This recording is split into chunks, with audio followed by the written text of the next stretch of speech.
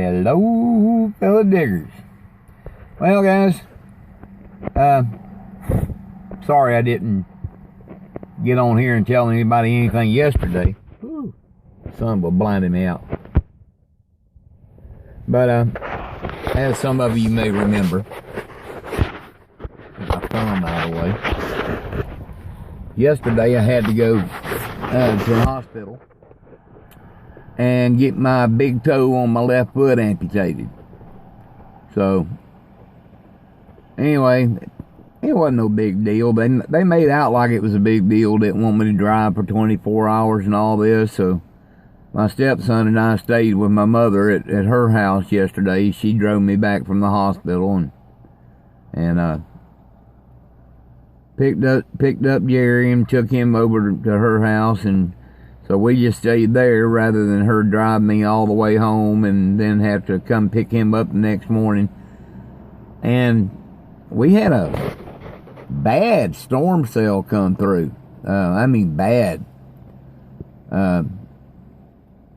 They said it was one of the worst storm cells we've had in years, and I think they were right, because about 3 o'clock in the morning, my phone's got a feature on it that alerts me when there's bad weather or major news story or whatever pops up. And it woke me up at about 3:01. Said there was a tornado warning. And I turned on the TV, and they're saying that there's been a hook echo picked up on radar. And they showed it on radar right over Highway 84, just east of Wiggum, at Wolf Road. Well, I know exactly where that is. So I'm watching the thing, and I'm listening to the tornado sirens start going off in the city of Cairo, where we were at. And I'm watching, and they're talking about it's coming right down 84. And they kept breaking in with different little news reports, and, you know, here's where it is now, and we don't have anything that can record the winds in that area, but they're talking about winds in excess of 60 miles an hour. Well, about 3:30, the tornado warning expired for our area. The sirens went silent, and I went back to sleep. Well, this morning I got up and went to this place that you're supposed to be able to get a little bit of help with different stuff, and they were closed because of the bad weather. And another lady pulled up there, and she told me that the tornado had hit on Highway 84, and she told me where it was. And I drove up there to see, and there was like 3 power poles that had snapped off. The power lines were down, and about 5 power trucks out there trying to get the power lines fixed. And God, there was pine trees on both sides of the road that had been snapped off. Looked like they'd been twisted off about 10 to 15 feet above the ground. So on the eastbound side of 84, there was pine debris on both sides of the road. Looked like they had been trees that had fallen across the roadway. And they had cleared the trees out, but there was still debris. So I wanted to drive to the house to make sure the old lady was all right. She slept through it all. She didn't even know there was anything went on. She heard a little bit of lightning and thunder, and that was it. She slept in the living room with all the cats. Slept through it all. Jerry slept through it all. Mama, I knew she would sleep through it, because once she takes her hearing aids off, she don't hear nothing. My nephew, he woke up to the tornado sirens, but he never came out of his bedroom. So I thought I was the only one that had heard it, but he had heard it too.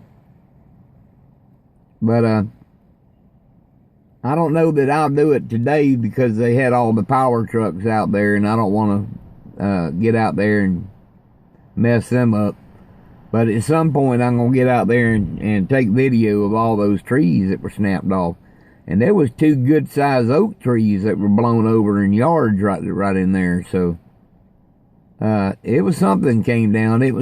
It was at least an EF2, EF3. It might not have been a big one, but it was a tornado for sure. You don't see things twisted off. I mean, flattened, yeah, but twisted off 10 to 15 feet above the ground, no. You don't see that unless there's been a tornado drop out of the sky. And our next door neighbor said, she said, you know, they tell you it sounds like a freight train. She said about 3 o'clock in the morning that she heard what sounded like a freight train, but it didn't sound like it was right there on us. And I said, yeah, it was probably still up in the clouds. It just hadn't dropped down. So we missed one. But anyway, wanted to let everybody know I went through the operation. Everything's fine. I'm driving all right. Gonna pick up my son. I'm here where he works at now. I hope he guts this out. And he's been working here 4 days, and he's got a little bit of sunburn and some little spots on his skin. We got him some sunblock. We got some aloe at the house. And a couple of the women that work here told him you might not have the type of skin to work in these conditions, because we hadn't even got to summertime yet and he's already burning.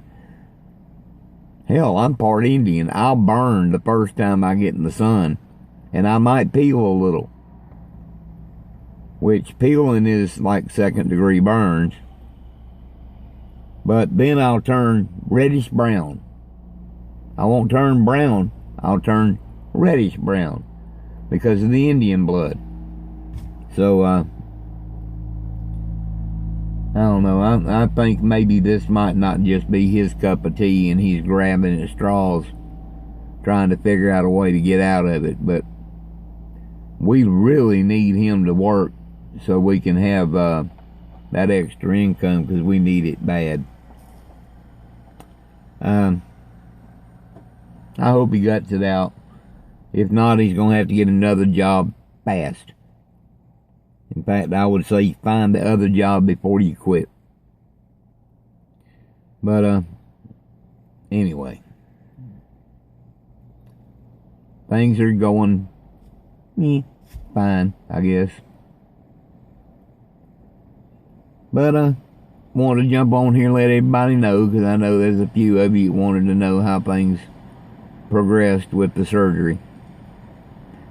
And I'll put this video on in the morning when I get over to Mama's and I can use her Wi-Fi.